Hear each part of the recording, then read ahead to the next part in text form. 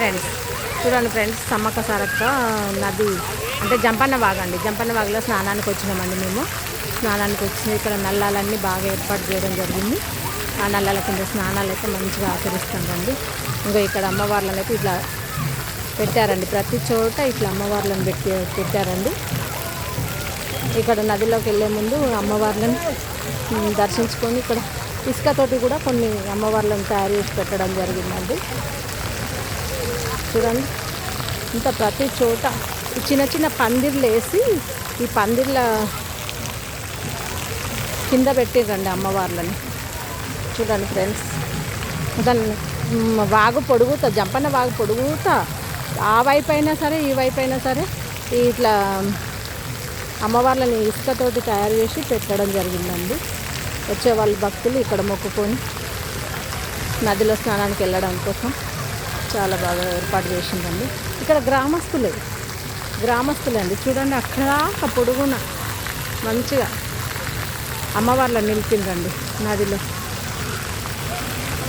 పసుపు కుంకుమ చూడండి ఇంత బాగా మొత్తం ఇవే ఏర్పాటు చేసిందండి.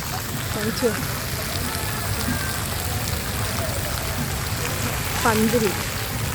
పందిరేసి పందిరి కింద అమ్మవారిని ఇలా పెట్టడం.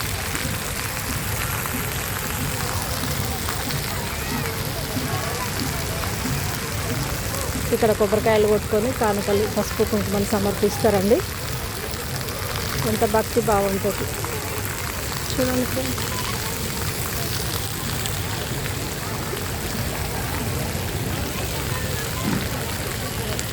ఇసుక కొట్టుకోపోకుండా ఉండడం కోసం బస్తాలల్లో నింపి బస్తాలోనే అమ్మవారిని ఆ వెదురు ఉంటుంది కదండి, వెదురుతోటి తయారు చేసి ఇట్లా అమ్మవారిని పెట్టుకొని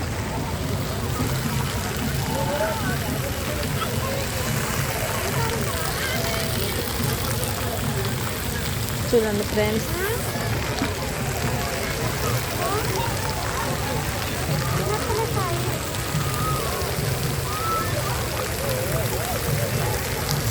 ఈ నెమలికలు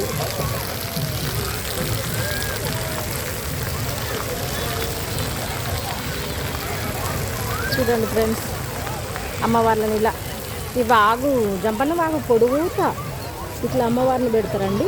చూడండి, ఈ నెమలికలతో నెమలి ఇక్కడ అడవి ప్రాంతం కదండి, నెమళ్ళు బాగుంటాయి కాబట్టి ఇలా నెమలికలు అనేది చాలా ఉంటాయండి. చూడండి, నెమలి కన్ను చూడండి ఫ్రెండ్స్. ఇట్లా అమ్మవార్లను మనం ముట్టుకొని దర్శించుకునే భాగ్యం అయితే మనకి ఇక్కడ ఉంటుందండి. చూడండి ఫ్రెండ్స్, అమ్మవార్లు ఇక్కడ పెట్టారు.